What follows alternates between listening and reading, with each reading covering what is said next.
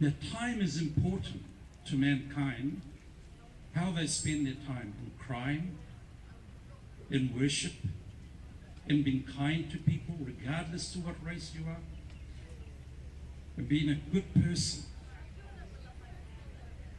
And what we've seen from all New Zealanders in the last week is tremendous kindness.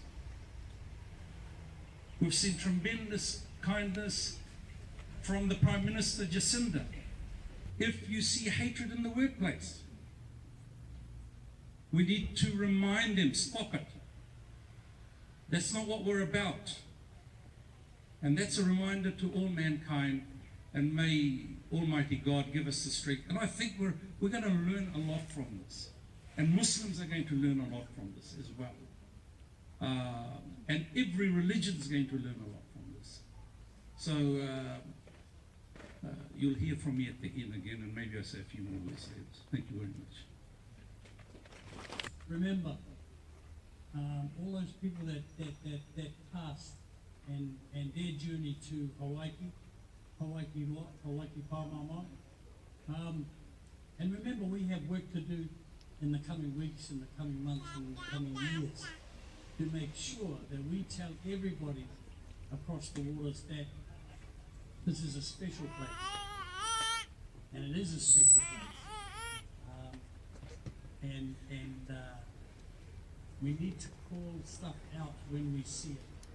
We need to hug each other, we need to tap each other on the back now and then, and we've got to put hate aside. So, nō reira, anō te mihi, anō te hari, e ki te au i a koutou. Kei a koe, me ko, tēnā koe te kai whakawā o Tāmaki Makau. Nō reira, tēnā koutou, nau mai hari. Feeling that is how our leader Jacinda led this whole thing. It's not just Muslim community saying this, not just New Zealanders, rest of New Zealanders saying that. It's actually the whole world talking about it. I just take my hat off and I just say thank you.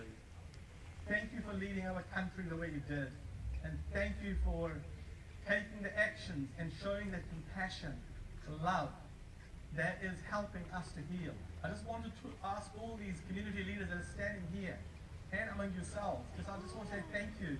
When you go back to your community, I would like you to talk to them and say that small part of our New Zealand, the Muslim community, we represent just over 1% of the population. They're saying thank you for all the effort, for all the love you've given us. And they really appreciate it, and they don't want it to stop.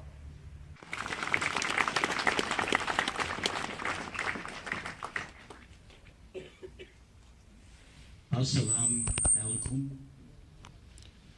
I've always regarded that as a beautiful greeting. What better thing can you say to a person than may peace be upon you? A peace, an inner peace, and a wish that you live in a peaceful and a safe society. And that greeting this time last week became all the more poignant when 50 innocent, decent people, men, women and children, were gunned down in their place of prayer for no reason other than they were practicing their faith as Muslims. And that was something that many of us felt would never happen in our country. In past roles, I've been in many places of conflict where vicious things have been done on the basis of ethnicity and faith, but not here in New Zealand. That wasn't us. And it isn't us.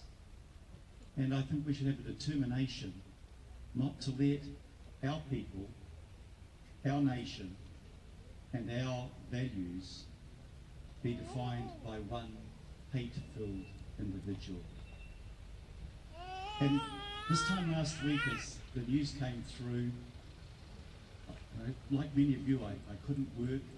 I was feeling grief, I was feeling anger, and I guess I was feeling despair And despair is a very negative emotion.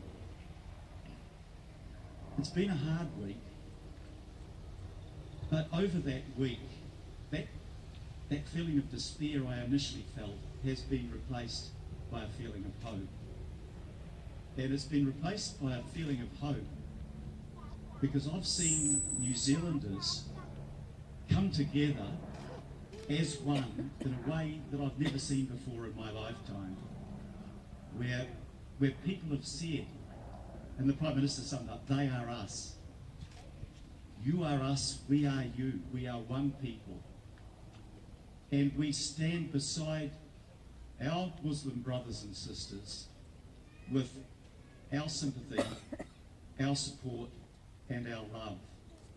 And right through that week, as I've been at a number of different events, I've seen that expressed.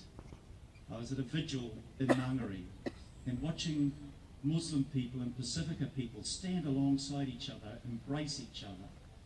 I was at Al Medina school just 2 days ago, and the young Muslim boys got up and did a haka, and that was accompanied by a waiata. And what were they telling us? They were saying they were really proud of their identity as New Zealanders, the uniqueness of the Maori culture in New Zealand, and they were equally proud to be Muslim. And there's no discrepancy between those things. What I've seen in New Zealand in the last week is people reassert their belief in a multicultural society, in a multi-faith society, where everyone is free to express their religious views and to be safe as they express them, where everybody can be proud of their cultural identity. Don't surrender your identity where you came from, your forebears. You can be proud of the place that you came from, as well as being proud as a New Zealander. And I think what we've seen New Zealand reassert this week is our belief in a society where people can be themselves, where all people are equal regardless of their race, colour or creed, where our kids can grow up together, living in a safe and a harmonious place. And that's the positive that has emerged from the tragedy that occurred this time last week. We can't turn the clock back. We can't bring people back that we have lost. We can't even repair the trauma and the hurt and the sadness that everybody feels at the loss. But we can reassert what we are as a people and we are as a nation. And I guess there's something else that I've been saying this week.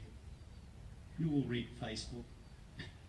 When I opposed two people coming from Canada, alt-right, because they wanted to abuse, insult and demean people of the Muslim faith, and I looked at my Facebook and it was dreadful.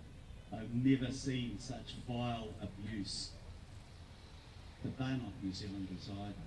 They're not New Zealanders in the sense of the values that we hold.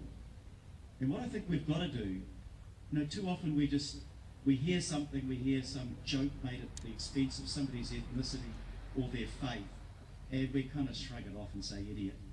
Actually, we've got to do more than that. We've got to call those people out and say, what you're saying are not our values. That is not us. That is not acceptable. And if we can make that change, then the losses that we have suffered and the tragedy that we have gone through will not be in vain. There's two other things I'll say, and acknowledge our parliamentarians here. We don't need military-style semi-automatics in our country. There is no reason.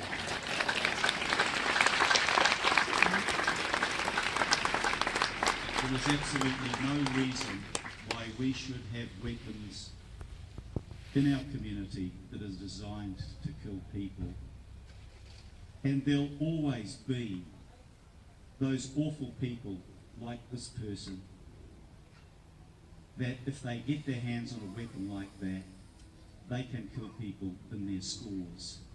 And the only way to stop that is removing those weapons from the community. And I thank our parliamentarians for coming together and making that agreement, because the last 20 years in Parliament, they argued for that, and the gun lobby held us up at every time. So that's great.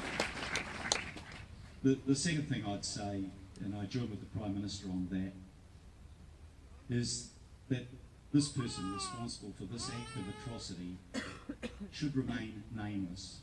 They should remain faceless. They should not be given a platform in court to spread the poison that they believe in.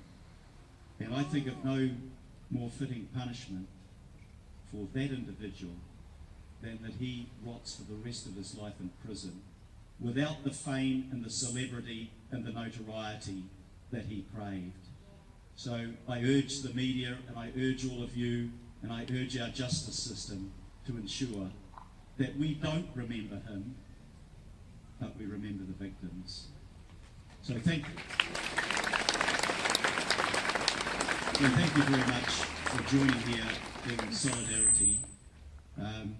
We again pass on our sorrow and our sympathy and our love to the communities and to the families of those that we have lost. Nō reira, tēnā koutou, tēnā koutou, tēnā tātou katoa.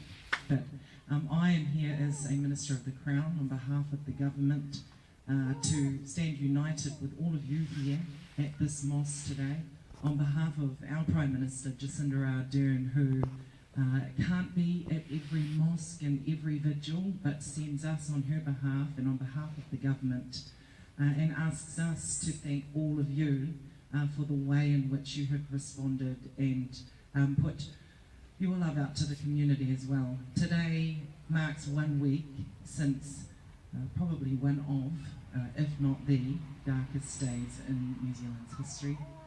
The day when we had a terrorist attack on our own shores. That is the worst we've ever had, and in recent times, one of the worst that we've seen globally. For all of us, I think, collectively, this will forever be etched in our minds as one of the, if not the darkest days that New Zealand's ever experienced. But in that week, in this last week, as has already been said, what we have seen is some of the best of humanity in terms of the response that New Zealanders have expressed in general, the fact that we have been all drawn closer together as a result of that attack.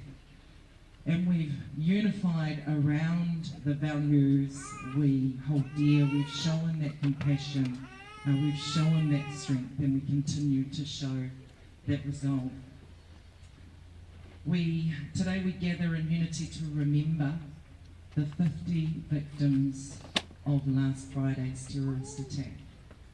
50 innocent people who died in one of the most vulnerable states in their place of prayer, only there to worship, not expecting, as no one would have expected, that this would have occurred. But not only are we here to remember the 50 victims that died on that day, but also here to remember those and to stand united in support of those who are still in our hospitals, still injured, and for those many others that mourn the loved ones that they lost on that day. Can I say, having been in Christchurch 2 days ago, that I've seen firsthand how amazingly resilient our Muslim community is, despite what they have confronted down there. We met with our Muslim community leaders in Christchurch, and the resilience, the love, the gratitude for the support that they're receiving is just astounding. And can I just say, if anything made me emotional, it was just saying, in light of all that had happened, these people continued to show immense gratitude and compassion to all those around them as well. But today is about grieving together and acknowledging those that lost their lives and have been affected by the attack on March 15th. And so again, can I just acknowledge all of you for standing united and coming together today. Ka te lava, kia ora koutou. So this mosque particularly is not new to the idea of opening your doors, opening your hearts, sharing your faith, sharing who you are, sharing hospitality. But I would like to just make a point of saying how much those of us who are here today really appreciate the gracious hospitality and the generosity of our hosts in the midst of their mourning, in the midst of their heartbreak, that they are thinking, well, what can we do for the community? Really, you don't need to do anything for us. We're wanting to do for you what you are doing for us by creating platforms like this, where we can come together, because there is something healing in sharing hearts and sharing grief and sharing support and in sharing our hub. So I honor all of you who've come out today. I think this is a beautiful showing of interest and of support, and I honor our guests, our hosts, for their graciousness, their generosity of spirit to make themselves available at this time. Jesus said, "Blessed are the peacemakers, for they shall be called children of God." We have a task of peacemaking ahead of us. It's a task we have begun. It's not like it's going to be something new to us, but we need to take it up in a new way.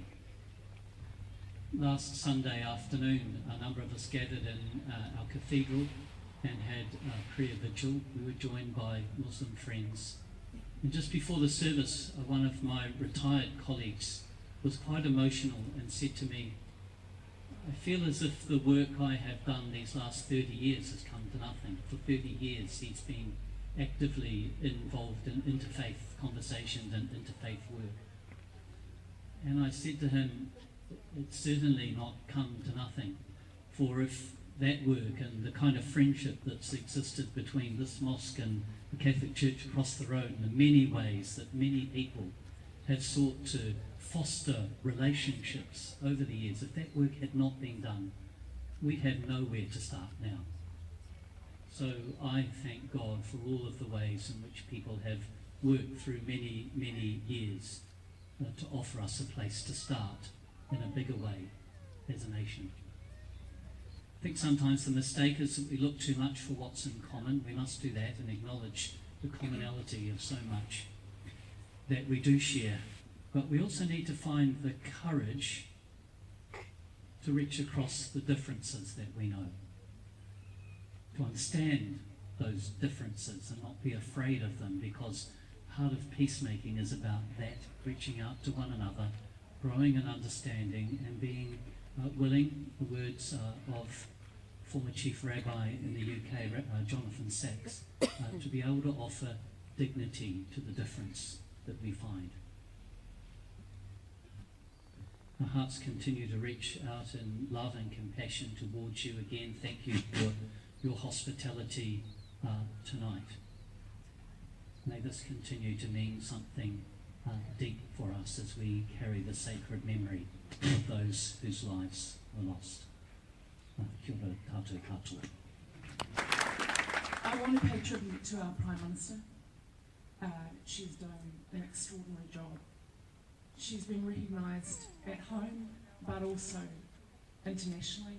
I spoke to the BBC this morning, and I think that it is her empathy and her kindness at this time, sometimes through small acts of kindness, that is literally being felt throughout the world. So we acknowledge her.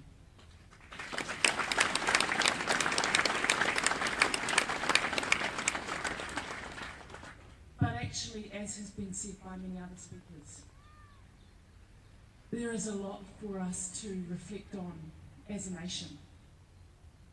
And what I hear playing out in our communities, in fact, I was with 250 young people on Monday, and I felt the sense of fear in the room for the first time as a Member of Parliament, to see these young faces looking back at me, sadness and fear. And so our opportunity and challenge is to be able to say to the world, this is not who we are. We are a peaceful nation. We have a set of values, and we are welcoming of people across the world, but also to look inside ourselves deeply and respect what some of the voices are that are coming through. And whether it's gun laws and intelligence, whether it's racism and having a zero approach. I really back up what a lot of people have said here today, that we cannot bring the people back who we've lost, but that we must have goodness and beauty to come from this. And the way that that can potentially occur is that in all of us, we do some things differently. So can I finish by just acknowledging Brother Ita and Bishop Pat Dunn.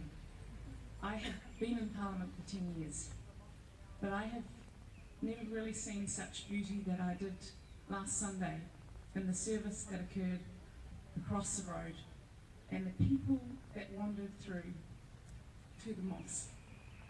And what has uplifted me and given me hope in this community, in this country, was what occurred on Sunday, and the love that has come from Muslim Kiwis, when at a time when it would be too easy to be angry, the love and the welcome and the open arms that have been stretched throughout New Zealand. Can I thank you? May peace be upon you all.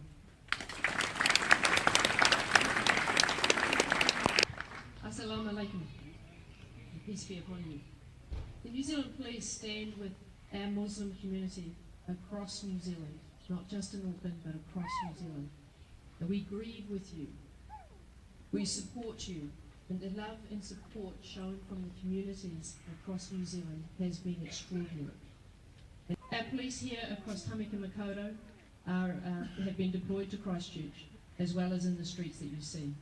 And I'm very, very, very proud of my police officers here in Auckland, as much as those across New Zealand. I would ask that for those that are struggling to cope, one thing in police that we encourage is talking to each other, talking through these things and seeking help and support. And I would encourage you to do that. We are working extremely hard to support the families in Christchurch, to protect our communities and to investigate these attacks. I just want to assure you that New Zealand Police will do everything we can to prevent something like this happening again in our wonderful country. Our aim is to keep our people safe, to keep you safe, so that our future may be one of peace and harmony. Thank you. And I decided what I wanted to share was my perspective as a New Zealand-born Muslim, as a mother, and as someone who's worked in diversity and inclusion for a number of years. And I remember after the 9/11 and in particular the 7/7 attacks, when this mosque was graffitied, that we worked with our community leaders on a program called Building Bridges. And one of the former presidents, Javed Khan at the time, in his address, said, "We are not Muslims in New Zealand, we are Muslims of New Zealand." And that simple but powerful statement has resonated for me, and that was about, 10 or 12 years ago now. But that statement is powerful, and it resonates because it resonated for me personally, because that's how I felt. But it also resonated because I think that is the lens or the framework from which we need to understand our diversity so much more. And it's been wonderful. Every leader here has reiterated and reasserted that today, and that is entirely heartwarming. I wanted to just acknowledge the significance of this masjid, or this mosque, because it was the first in New Zealand. It's the one which our family has deep connections to, and many of the people who I met on the way in also acknowledged the significance of this mosque in place, both Muslim and non-Muslim.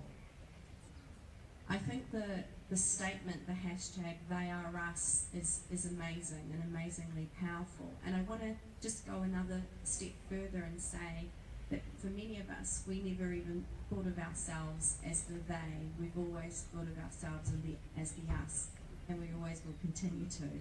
And I want to acknowledge that feeling and that sentiment is something that we need to continue to remember and to reassert over the coming months as this tragedy and the grief and the immediate response starts to wane. We must continue this, for not just for ourselves, but for the children that are here and our subsequent generations who we are caretakers of. A number of the speakers have talked about hope and what's given them hope. And there's a few things that have given me hope that I wanted to share before I conclude. Of course, the overwhelming love, compassion, support that we've all felt. I've not met anybody from our Muslim community who has not felt that. It has been outstanding. And I want to acknowledge some of my friends who are here today, who were the first people, my friends from school and my colleagues and my friends from work, who were the first people to come and check in and see how was I doing, was I okay, and what this meant. And there's hundreds, thousands of stories like this across New Zealand, across the New Zealand community, and that can't be underestimated in its power. The other thing that's given me hope, and maybe that's being a mother and maybe that's looking forward to the future, is the young people, the amazing responses of our young people and our young leaders, and I think we've got to hold on to that. And I guess the third thing that has given me hope, which is probably a little bit less obvious in some way, but Nikki Kay referred to it and others here have referred to it, and that's the ability of New Zealanders to critique and look into themselves. And I think that the purpose of this is really important. The intention of this is really important because it's not to be destructive, but rather to construct something new and powerful that we need in this time, because our lives, our nation, our sense of identity has changed forever. And I think that ability to look within and to be critical and to challenge is what will take us forward as a country. And I'm extremely proud to be part of that country and to contribute. And I just want to end, I went to one of the Newland mosques yesterday for a small prayer in absence for the imam who had passed away in the shootings. And the imam there, Sheikh Shafi, said that there's only one way in Islam that we get through something like that, and that is the universal truth of love which overcomes hate. And so I'd like to end on that. Thank you.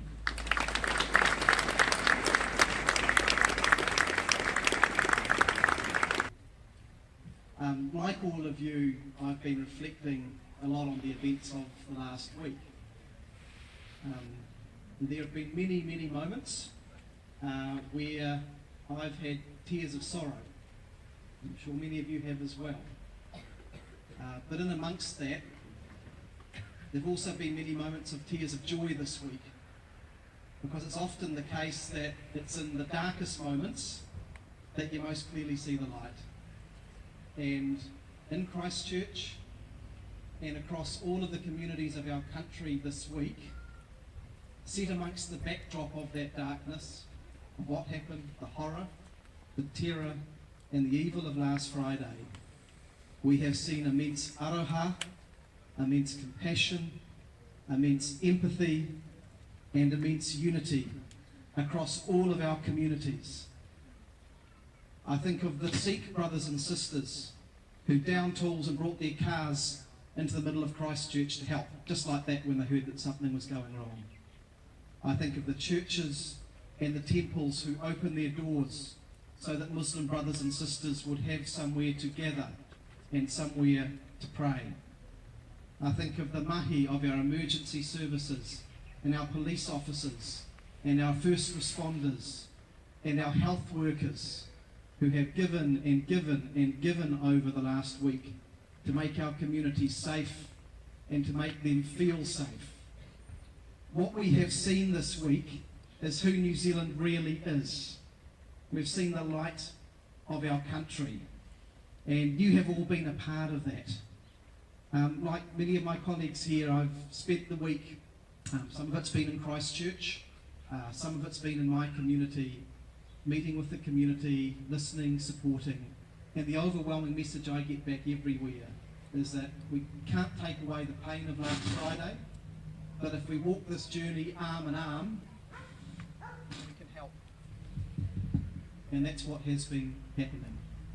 I also want to pay tribute to the leadership of our Muslim communities, because the role that you have played has been absolutely immense. It has been immense in terms of the support that you have provided within your communities.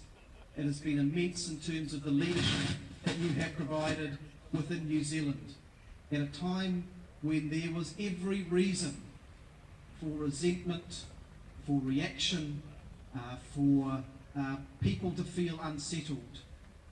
You have gone above and beyond and reached into the deepest traditions of your faith to guide people forward in a spirit of unity and of love.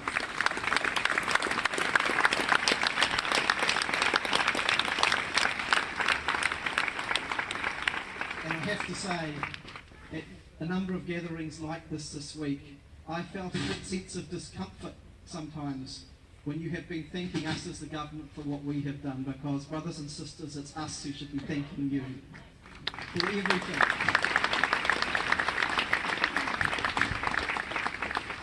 For the way that you contribute in our communities and have for over 100 years in this country, for being good citizens, for the work that you do at the grassroots, and for the outstanding compassion and leadership and commitment to everything that is good in this country that you've shown over the last week.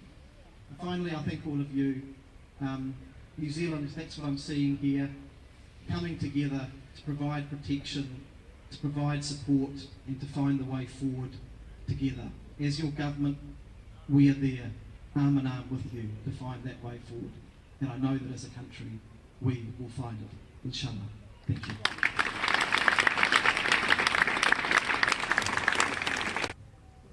My name is Jules Getty. I'm Jewish.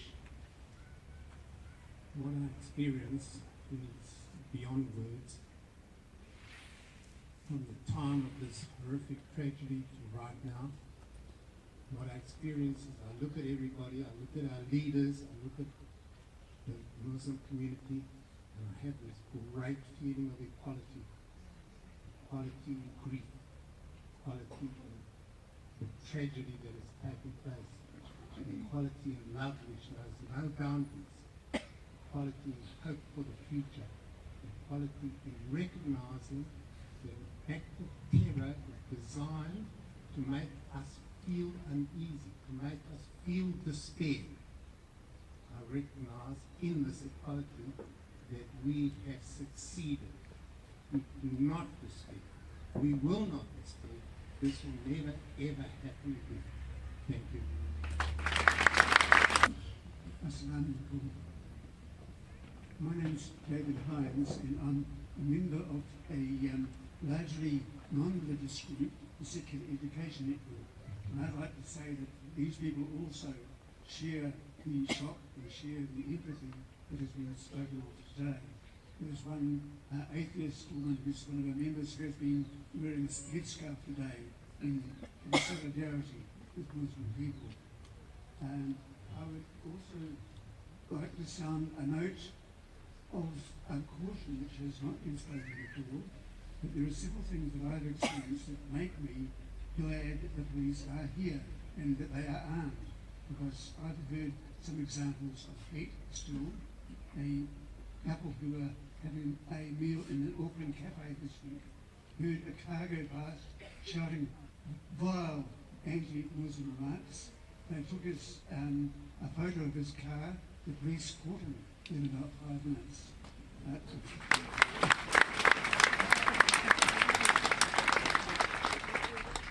And a friend of mine, when I was saying that I hope that our organisation would show solidarity with Muslims, said that he could not show solidarity with Muslims, and he gave his reasons which are due to the prejudice. So it is there. We need still to be on guard. it's largely a measure of support for those around who do not support it. And I'd like to say that there's one thing that we are doing that is our little contribution towards peace, which I can't be mentioned. Our organisation is working to have teaching about all faiths and also all non-religious beliefs are taught in our primary schools. At present, this barely happens at all. And we are asking the High Court to say, yes, children need to be taught how to deal with prejudice before it happens. And I would strongly say this is what we've been doing for years. We have been working with, we are largely non-religious people, but we have been working with religious people as well, including Anwagani, who I met at the Interfaith Committee a year or two ago, and he spoke very eloquently about the need for education, and he will be one of our witnesses. And I would also like to thank Ruth for acknowledging the fact that non-religious people also support these goals. And I would hope that I might sometime visit your group again, because we do have a lot in common. It's not just people of faith, people of no faith. We share very many of the same values. I'd like to close a little bit poetically, if I may. I'd like to offer you a secular greeting. May wisdom guide you, love inspire you, and hope surround you till we meet again.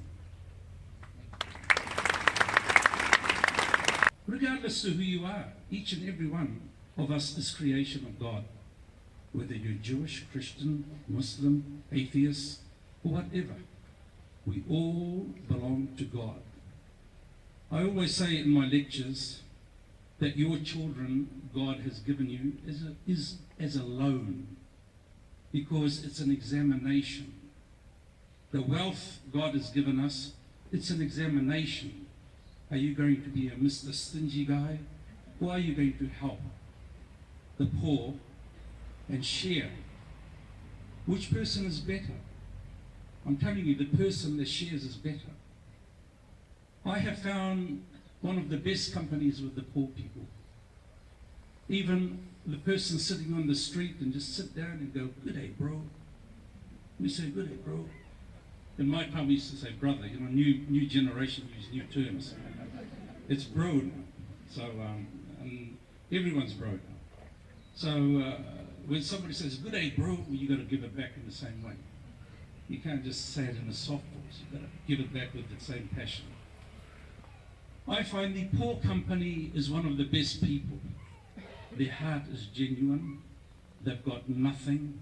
And even when you give that street person $1, he gives you a beautiful prayer. And it really is very pleasing. The New Zealand police does a fantastic job with these people. They're never mean. I've actually seen the New Zealand police, how they deal with the street people. They never treat them as low-down nobodies. They're kind. They talk to them. I used to own a shop in Ponsonby Road here, and I used to see them deal with them all the time. God, bless this gathering. Amen. We thank our politicians. Amen. We thank our New Zealand police. Amen. We thank the audience at large. Amen. We also thank you, God, that you've united all of us to fight crime, to fight hatred, and we will work all together. Amen. Aywa. Aywa means in Arabic, aywa, maybe in Jewish as well. Aywa means yes. Oh God, let's make this something successful for us in the future, where we all become one nation without hatred. And God bless everyone. Wa akhiru da'wana alhamdulillahi rabbil alamin.